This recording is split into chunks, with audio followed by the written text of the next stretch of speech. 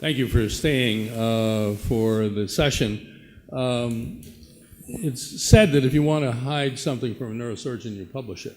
And so the issue here is why didn't we see this before? So if we are Talmudic in any way, we go back to see what the ALSRG criteria said about creatinine. And as you can see, it said nothing about creatinine. We expected the creatinine to be normal. So it was very helpful for the Bioenergetics group with the Polisi paper to reopen our vision with respect to this as a critical baseline factor in an equation for promulgating the outcome of patients. But then further work came from our colleagues in Japan. The Polisi paper did not take advantage of the ALSFRS-R.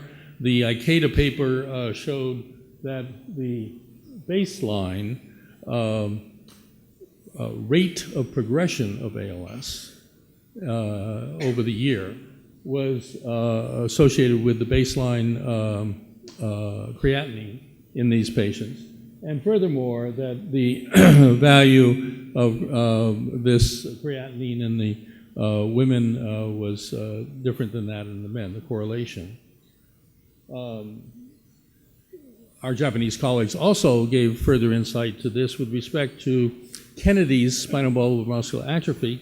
And it was these correlations here, the fact that there was an inverse correlation with the time walking and the serum creatinine, and the fact that there was a change in creatinine over the course of Kennedy's disease that began to give more credence to the possibility that this was the Kalashnikov of biomarkers, in the sense that it was there before us, we looked at it and we didn't realize, and yet everyone throughout the world can measure creatinine, and maybe we can gain some insight from this observation.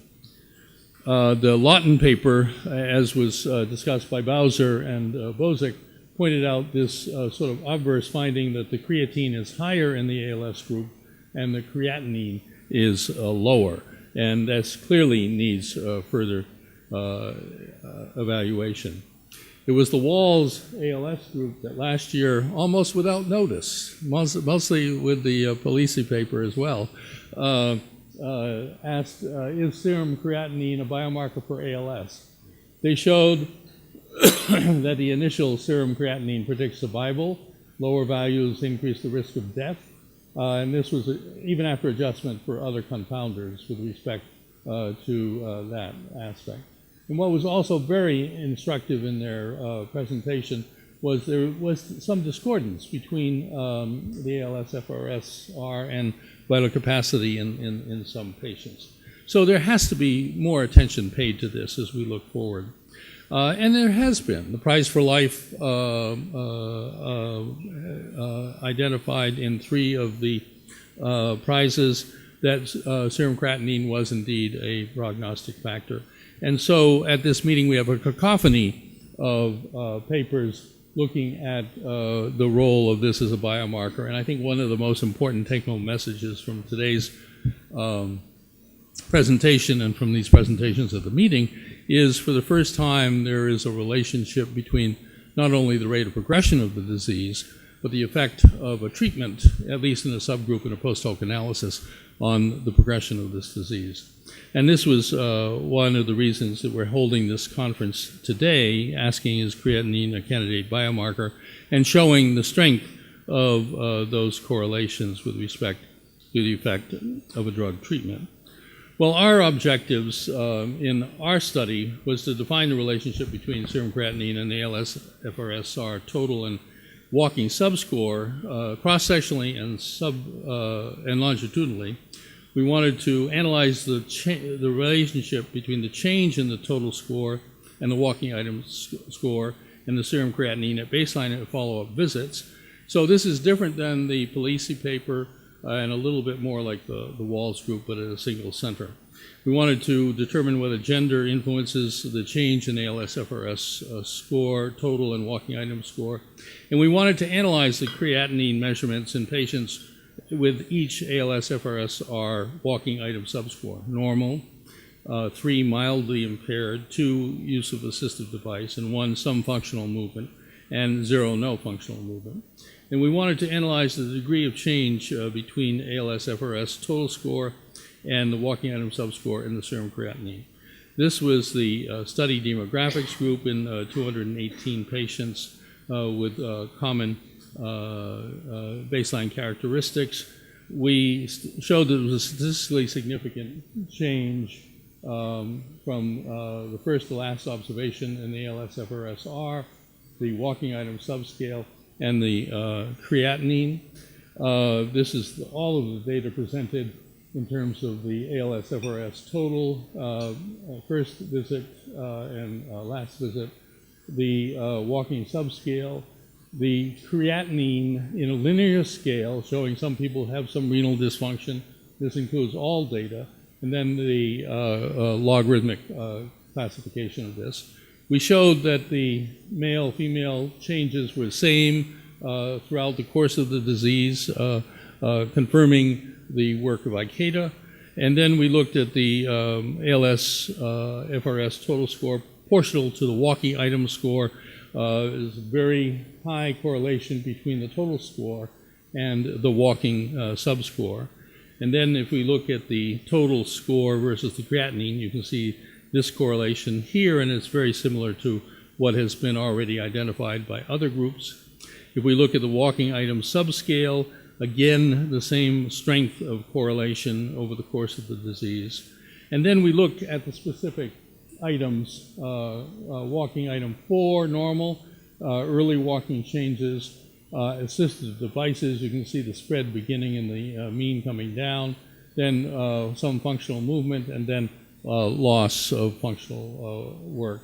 On a log scale, you can see this spreads out even more, and in this subgroup of people who cannot walk, or even lower creatinines in that subgroup. This is the statistical correlation between comparing this versus the walking item subscale 0. 1 is not that different, but all the others are, and these are different than 1. If we look to determine whether the change in the ALSFRS-R is proportional to the change in the creatinine, we find that to be true for the total delta, as well as the walking delta as statistically significant effect. So in summary, the ALSFRS-R total walking items subscore and the serum creatinine decreased significantly over the course of the disease. Male and female ALSFRS total and walking item subscore and serum creatinine changed similarly from baseline to follow-up. The ALS total score significantly related to the ALSFRS walking item subscore in our population. ALSFRS total score and walking item subscore were proportionate to serum creatinine, and the serum creatinine significantly decreased in the ALSFRS item subscore 0 compared to the other subscore items.